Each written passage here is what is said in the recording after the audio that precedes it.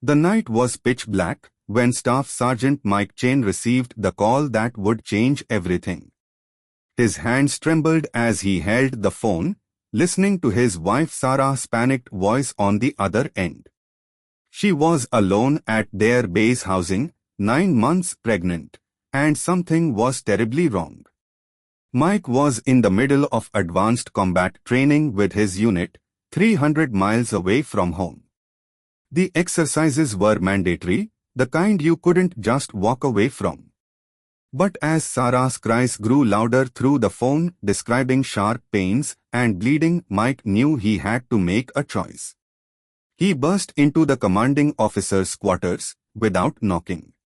Lieutenant Commander James Rodriguez looked up from his desk, ready to reprimand the interruption, but the look on Mike's face stopped him cold.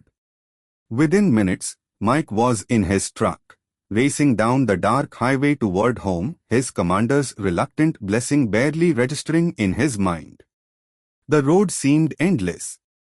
Every mile felt like 10. Mike's foot pressed harder on the accelerator, his heart pounding in his chest. He called Sarah every few minutes, trying to keep her calm, trying to keep himself calm. She was getting weaker with each call. When he finally pulled into the driveway 2 hours later, the ambulance was already there. Paramedics were loading Sarah onto a stretcher. Her face was pale, twisted in agony. Mike jumped out of his truck and ran to her side, grabbing her hand. She looked at him with tears streaming down her face and whispered words that would haunt him forever. They rushed her into surgery. Mike paced the hospital corridor like a caged animal, still in his training fatigues, dirt and sweat covering his face. Nurses passed by with sympathetic glances, but no one could tell him anything. The waiting was torture, each second stretching into eternity. 3 hours passed before the doctor emerged from the operating room. The man's face was grave, his surgical mask pulled down, exhaustion evident in his eyes. Mike's legs nearly gave out as he approached. The doctor placed a hand on his shoulder and delivered the news. Sarah had lost too much blood. They had done everything they could, but complications from placental abruption had been severe. Mike's world shattered.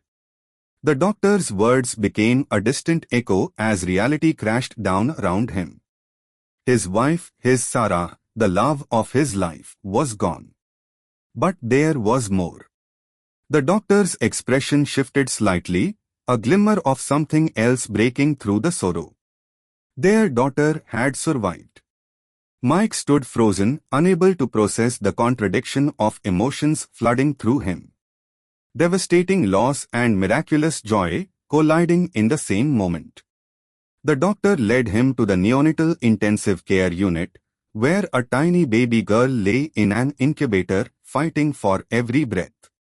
She was so small, so fragile, barely 5 pounds.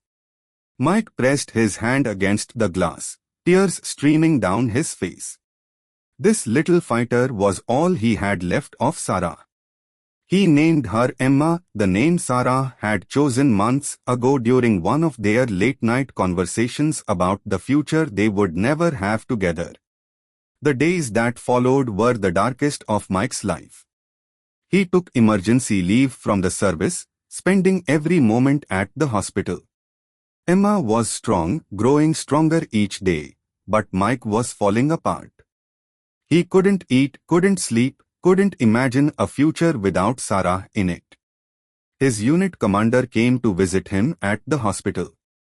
Rodriguez sat beside Mike in the quiet NICU, watching Emma sleep. He didn't offer empty platitudes or try to make sense of the senseless. He just sat there, a silent presence in the storm. 2 weeks later, Mike brought Emma home. The house felt hollow without Sarah's laughter filling it. Every room held memories that now cut like knives. The nursery Sarah had decorated with such care, the kitchen where they had danced while cooking dinner, the bedroom where they had dreamed about their future. But Emma needed him. This tiny human depended on him completely. Mike had faced enemy fire, had jumped from planes, had endured the most grueling training the military could devise, but nothing had prepared him for the challenge of being a single father to a newborn, while drowning in grief. The first night alone was terrifying. Emma cried, and Mike had no idea what to do. He fumbled with bottles and diapers, his large, calloused hands feeling clumsy and inadequate. He called his mother at 2 in the morning, desperate for help. She talked him through it, her voice calm and reassuring across the miles. Days turned into weeks.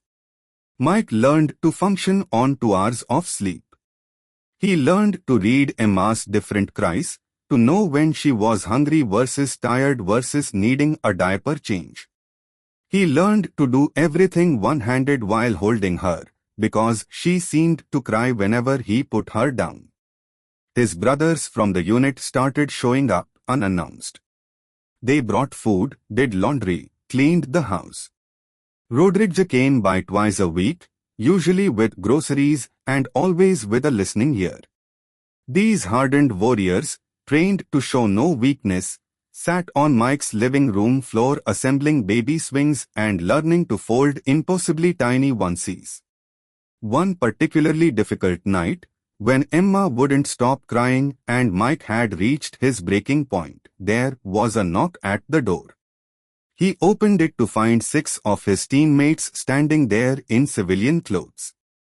They didn't ask permission. They just came in, and one of them gently took Emma from Mike's arms. They had all coordinated to take shifts helping him. Every night for the next month, at least one of them showed up at 8 o'clock to help with the nighttime routine.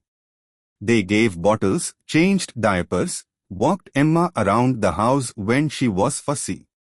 They gave Mike the gift of sleep, of breathing room, of hope that he might actually survive this.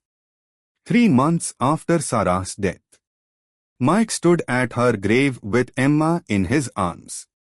The headstone was simple, bearing her name and the dates that bookend a life cut too short. Mike had finally found words he wanted to say, things he needed Sarah to know. He told her about Emma's first smile, about how she had Sarah's eyes and her stubborn determination. He told her about the brothers who had become Emma's uncles, about the family they had built from grief and love. He promised to tell Emma about her mother every day, to make sure she knew the incredible woman who had given everything to bring her into the world. As Mike walked back to his truck, Emma sleeping peacefully against his chest, he felt something shift inside him. The grief would never leave, but it was making room for something else. Purpose. Emma needed him to be strong, to be present, to be the father she deserved. The Navy SEAL who had survived impossible odds in combat zones around the world had faced his greatest battle at home. And though he bore scars that would never fully heal, he was still standing, still fighting, still moving forward. For Emma. For Sarah. For the future they would build together, one day at a time.